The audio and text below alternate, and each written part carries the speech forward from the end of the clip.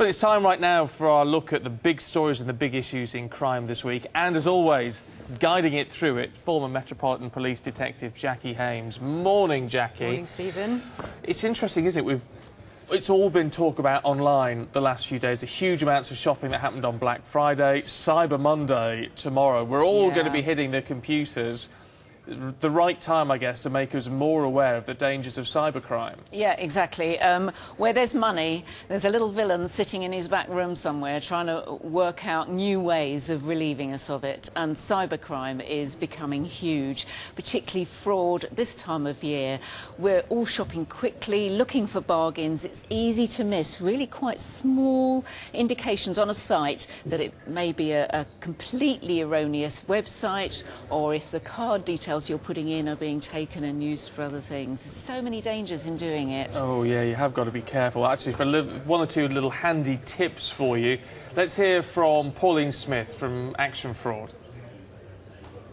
If you're going online shopping, have a look and see if there's any insurance, if your package or your present doesn't turn up. If you're booking a holiday, is it ATOL or ABTA protected? Or if it's with an owner direct, give them a ring, make sure that they've got your money and the keys are going to be there when you turn up. And if you're going to book a ticket for somebody that you love to let them have a great experience at Christmas, make sure it's an official website and it's got that little padlock at the bottom to say that it's secure. And if you're tempted to take your antivirus off because your computer's running slow or you just can't get into that website, I would say don't. Leave it on. It's a lot safer. It sounds, Jackie, like a bit of common sense in a way, but as you say, when you're all sort of desperately trying to get onto a site, especially when you're waiting at the moment to get on to some sites, it's easy to let those things slip, isn't it? It is, yeah. And also people, you know, like a bargain. They're looking perhaps for more expensive goods than they would normally buy. And they're trying to grab something a little bit cheaper than they would normally expect to pay. It's easy to get duped into giving over your details and then realising it's all a sham. And the websites that are being created are incredibly realistic. And we've got an expert on coming up to talk to us, Stuart Fuller from NetNames. Stuart, can you hear me okay? Good morning. Good morning, Jackie. Stuart, NetNames advises companies and brands about having their sites replicated and the security of them. What lessons have you learnt that the public can take on board when they're online shopping? Well, I think there's a couple of things that are really important to remember at this time of year. The first is it's the old adage of if it looks too good to be true, it probably is. Whilst retailers will look at providing some really good discount levels, many of the top branded items will not be reduced by massive amounts of money. So if you can see online a smartphone that is 70–80% off, the chances are that you're not going to get that smartphone. At best, it's going to lead you to other pages to try and buy other products at higher prices, or at worst, that site is just looking to capture your financial details and use them in a different way. So what are the signals to look out for on a website, particularly on a smartphone? If we're shopping on smartphones, it's not always obvious to see the detail. What are the key things to look out for? Well, I think that the first thing is to look where you're getting the information from about a website or about a particular deal.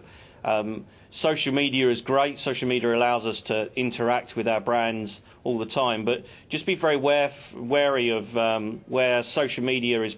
It doesn't necessarily look too real. So we know, for instance, that you can go onto websites and you can buy Facebook likes or you can buy Twitter followers. That gives an appearance of authenticity to a website. That's a really important measure. The second one is just do a search about the website or the company you're going to use. See what other people are saying. Look at some of the review websites and just make sure that if you are going onto a website, you are going to get a good buying experience. And when you do eventually land on that website, look at the domain name in question. So the address that's in the top of the web page, the browser bar. Does it look right? Is there any misspellings there? Often you'll see correct company names, but perhaps punctuated with hyphens and things like that. that make it look authentic, but perhaps it's really not authentic and it is a copy website. And finally, the bit of advice, one of your earlier guests mentioned it about the padlock. This is a secure way of accessing a website. The padlock will either be down in the bottom right-hand corner, or it could be in the top left-hand corner of the browser bar, and the browser bar will be green if it's an authentic website. Thank you very much, Stuart. So, Stephen, there's simple things that people can do. Just takes a few minutes out of that, looking at that bit of shopping and finding that item. Just have in the back of your mind, am I confident this is a genuine site? And I wonder, Jackie, about, obviously, because a lot of it is about taking your money, but taking your details as well. If you can use things like PayPal, which they offer some level of protection, don't they? If a transaction goes wrong, you can sort of claim stuff back. So that might be a more sensible way to go forward as well. And credit cards, of course, if you use a credit card, there are ways of the credit card company insuring you for that loss. But if you see Western Union is a good one, try and avoid those. PayPal and the major credit card companies are very careful about who they take on, so that's always a good indication. Yeah.